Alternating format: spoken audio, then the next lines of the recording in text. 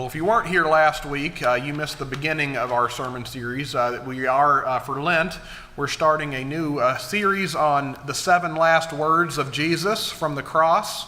We're looking at, you oftentimes will get those words at a Good Friday service all at once, but we are looking each week at one of those, and we're having a Bible study during the week as well. There's a Thursday evening Bible study, which several here have gone to at Spencer. There's also an opportunity to do that at Wednesday afternoons in Castle Shannon at Emmanuel Lutheran Church for the ecumenical luncheons there. And so each week we're looking at one of those final words of Jesus. And last week we looked at, also in the Gospel of Luke, at the first word of Jesus from the cross, and that was where Jesus prayed for those putting him to death. He prayed for all of us there, I believe. He said, "Father, forgive them, for they know not what they do." And now we're looking just a few verses beyond that, what Dave just read for us. It's when we start to see what that forgiveness really looks like in practice. And that's because the second word of Jesus from the cross is a word that is spoken to a man who did not live his life right at all. He's sometimes called a thief. Our translation put it as criminal. Actually, in Bible study the other night, we learned about that original Greek word that is translated as criminal. It's a word, it's kind of fun to say. It is kakorgai, or kakorgoi, I believe is how you say it. So why don't you say that word, kakorgoi? It's fun to say. Yes. You probably have never heard ancient Greek with a West Virginia accent, but now you have. And so, but that's the word that we translate as criminal, and it, as we learned the other night in Bible study, it's a word that is much worse than thief. It literally means somebody who does bad things, and it's oftentimes used in the Bible and ancient literature to describe somebody who's committed very violent acts, somebody who is just no good and bad news. And so it's likely this criminal beside Jesus, well, both of them are people who did terrible things in their lives, and the violence they committed, it must have been pretty bad if it did get them crucified, because crucifixion was a fate the Romans didn't just hand out to anybody. It was usually the people they saw as the worst, those they saw as rebels against them, traitors to the Roman Empire. It was illegal to crucify Roman citizens at the time, which shows just what a terrible death this was of crucifixion. And yet, of course, it's nothing less than this criminal, this violent criminal, that Jesus has his last conversation with before he dies. It's this violent criminal.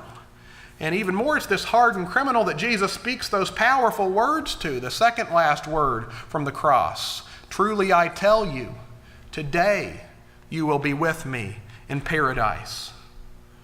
Now, I should say that over the last week, as I was thinking about how to talk about this final word from the cross, my focus, what I thought would be my focus, it kind of changed a little bit. When I was first thinking about this passage last week, I thought I was going to focus more on the identity of just who it is that Jesus speaks this last word to. Because after all, that does say something to us. If Jesus' last conversation on earth before his death and his resurrection, if it was with this hardened criminal, that has a lot to say to us about who we should be loving, who we should be spending our times with. And if we have a hard time being with the down and out people, the same kind of people that Jesus loved and spent his time with, if we're too afraid to spend time with them, well, we should examine our hearts. Ask ourselves why that is. Pray for Jesus to give us strength to love the very people that he loved and spent his time with. But as the week progressed, there were circumstances in my life, and I've already shared a bit of them, that kind of pushed me in the other direction, because I found myself in the position of that criminal there on the cross, needing to hear these words of comfort and grace from Jesus. I started to focus more on those words. "Truly I tell you, today you will be with me in paradise." And I wanted to hear Jesus' comfort and be with him just as that dying criminal did. And I think that's because, as I shared during our prayer time, last week was kind of a challenging week for me and for Jessica. We were really worried about those friends of ours who are really struggling right now. And when we heard the bad news on Tuesday that they'd lost one of their children, and they were saying they were going to lose the rest of the babies very soon as well.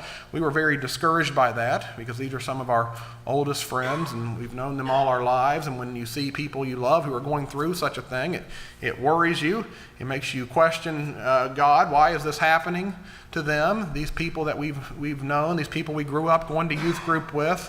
Why would God allow this to happen? And we're still praying that God will give them a miracle in their lives, and it's been good news that 2 of the babies are still there. And so I ask for you all to keep praying for them as well, and praying that God works a miracle in their lives. But as I said, it was one of those weeks where we spent a lot of time in prayer, a lot of time asking God to act on behalf of our friends. And it's also a week where we were asking ourselves that question that all of us ask from time to time, which is why? Why would people we love go through something like this?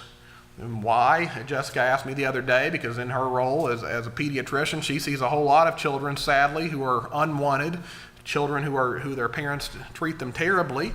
She said, why would God allow this to happen to these people who are so excited to be parents and to welcome this new life into their family?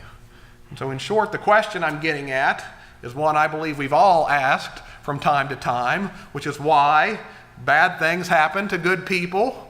Why do good people we love and care about suffer? And if you looked at me and said that you've never asked that question before, then I would wonder about you, what is really going on in your life, because I think that's a question that's very natural and very human that we all ask. And so in case you were looking at me and thinking, well, maybe in Pastor Matt's 28 years on this earth, he's figured out the answer to that question and can share it with us, I can assure you that I don't really know the answer to that question. I don't even think the Bible gives us a complete answer to that question about why good people suffer. I think we're only fully going to understand it someday when we stand before God and can see things from His perspective. And even a saintly woman like Mother Teresa once said that when we stand before God, God's going to have a whole lot of explaining to do about why some things happen to us and the people we love. And it's true. But the one question that the Bible does answer, I believe, and it does answer beyond the shadow of a doubt, is the question of where God is when we are suffering. And at risk of spoiling the end of my sermon, I will say that the Bible teaches us that where God is when we are suffering is probably the very last place we would have ever expected God to be. And so in this regard, it's helpful to turn back to that criminal on the cross, dying beside Jesus, and realize that he does have a whole lot to teach us. Because the more I read this passage, it's a very familiar passage, but the more I read it, the more I'm impressed with this man's faith. The faith of that dying thief who could look at Jesus and see him for who he truly was. And that's an impressive feat if you think about it.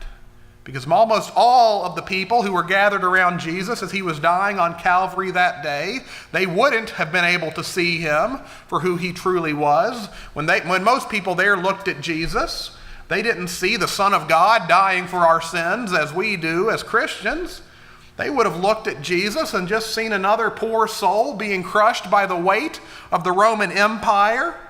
They would have looked at Jesus and seen this pathetic wannabe king, a man who had failed so miserably that even his closest friends had betrayed him or denied knowing him or got out of town because they were too scared to be around him anymore. And then they would have seen those crowds of mockers gathered around the cross saying, "If you are the Son of God, then come down from the cross. How can this fool save others if he can't even save himself?" It would have been easy for the criminal, the good thief, as we call him, to join in with that mockery, and we're told that he probably did so for a time, joined in that hurling the insults at Jesus. And so ask yourself, if you had been there that day, would you have been able to look at this man dying terribly on the cross and see there God himself in the flesh? Would you have been able to make that confession of faith that the dying thief does? I don't think I would have been able to recognize God there. After all, I've been taught since the time I was young, God's up in heaven watching over us. So why would I have thought that God is right there dying along, petty thieves and slaves, the very worst of the worst and the lowest of the low? That's the last place any of us would have thought to look for God in this world. But somehow, some way, this crucified criminal, he's able to turn to that man, Jesus, dying next to him, and he's able to see the very love of God in human flesh. And we know he makes that connection because he does a lot more than just say this man is innocent of his crimes, although we should give him credit for that. He also does recognize that. He looks at all those dying on crosses that day and says, we're all getting what we deserve for our crimes, but this man did nothing wrong. Why is he being crucified? But then he goes a step beyond that because he looks at Jesus and says, Jesus, remember me when you come into your kingdom.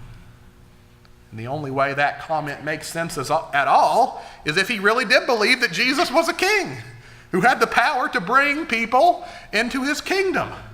And of course he is saying that with all the visible evidence to the contrary of that. Jesus didn't look like a king at all in that moment.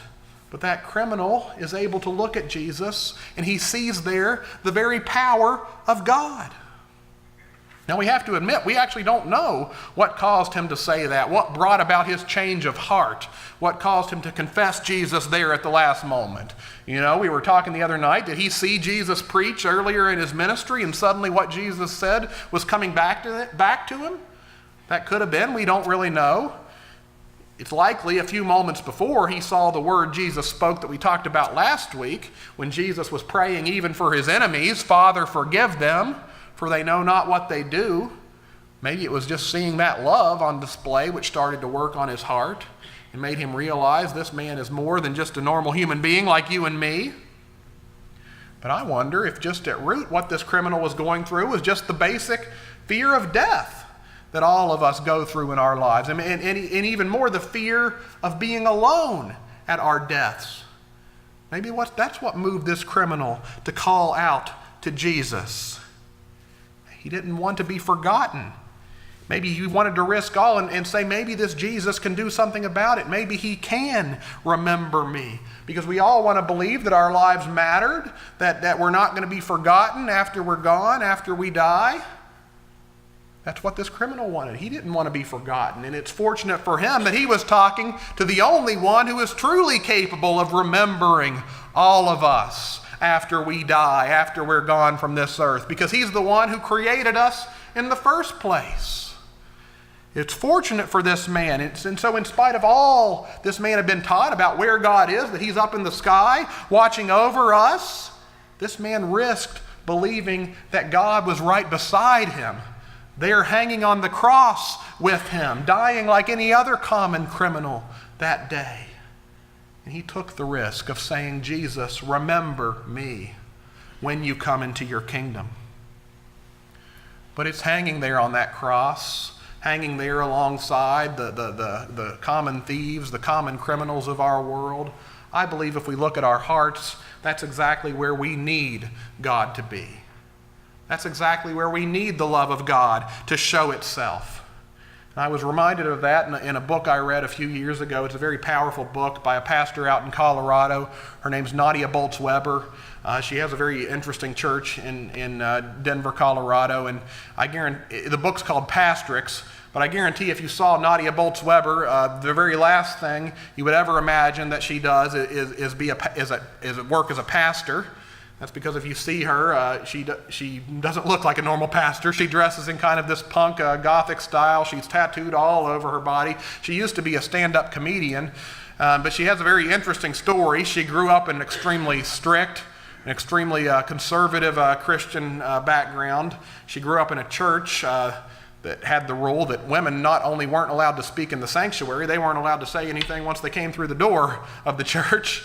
And But then as she grew up, Nadia went in completely the opposite direction. She totally rebelled against her upbringing. She got into alcohol and drugs, was an alcoholic for many years. And To make a long story short, after she really hit rock bottom in her life turned around, she encountered God again, and she decided she was going to return to the Christian faith.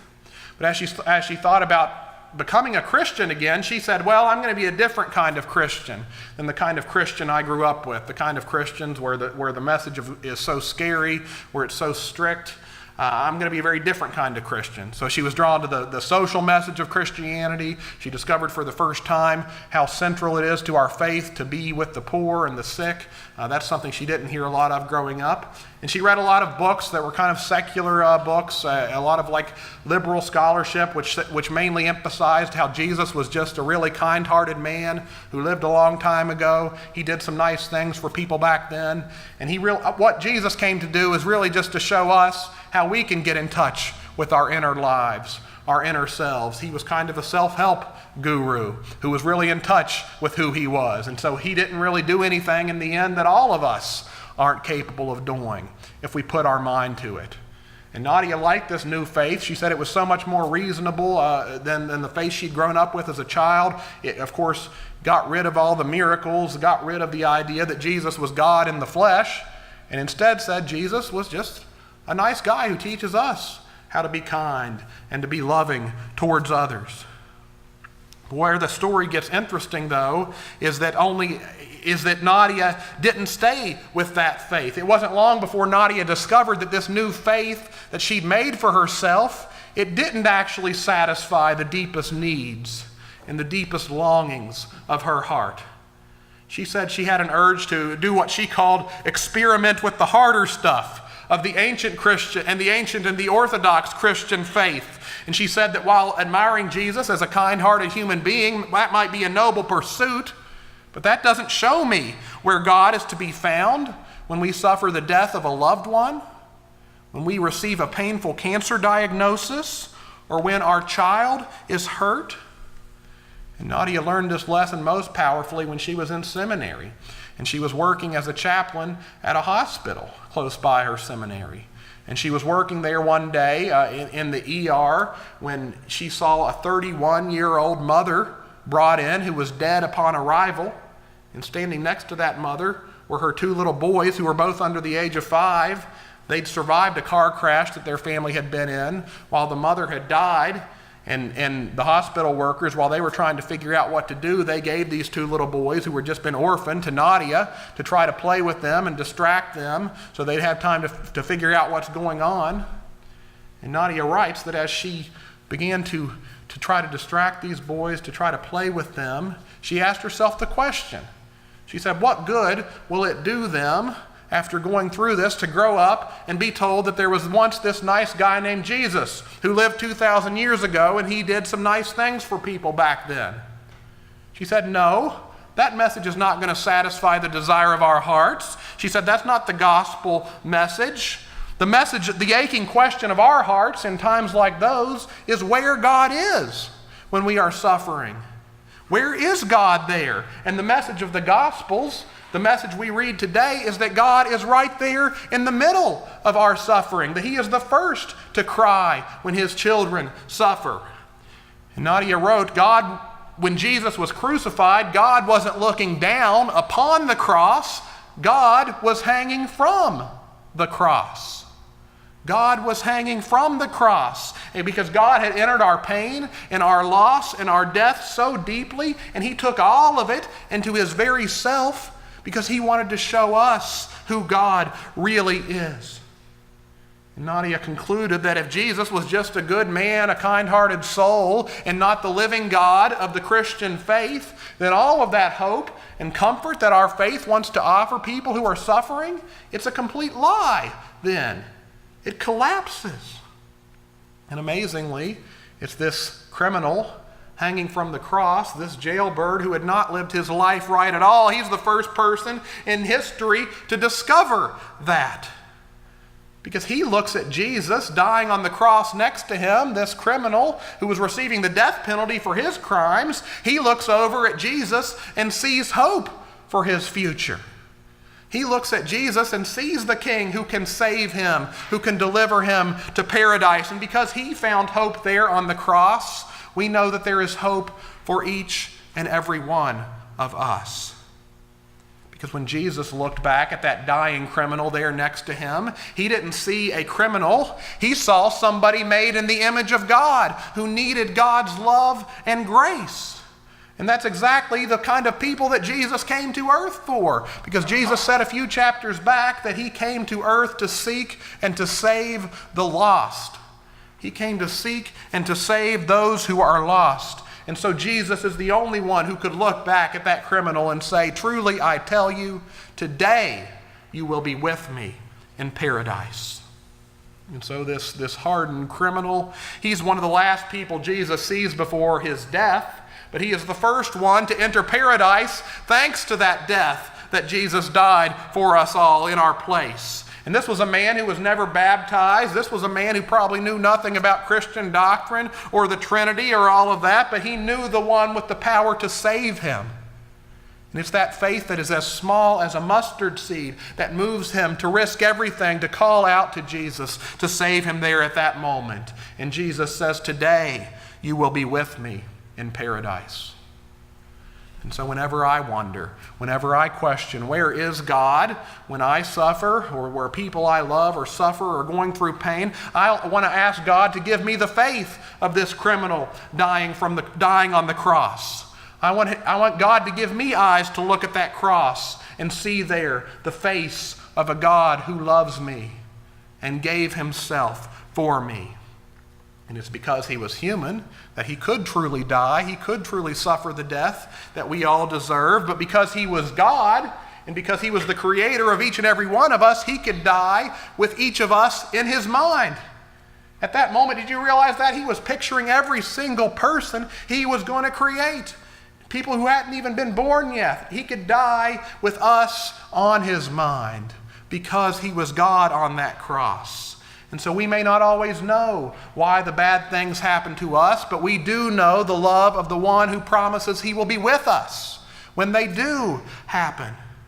And so may his love comfort us and strengthen us today. And may he make us like the Son of God who first loved us and gave himself for us.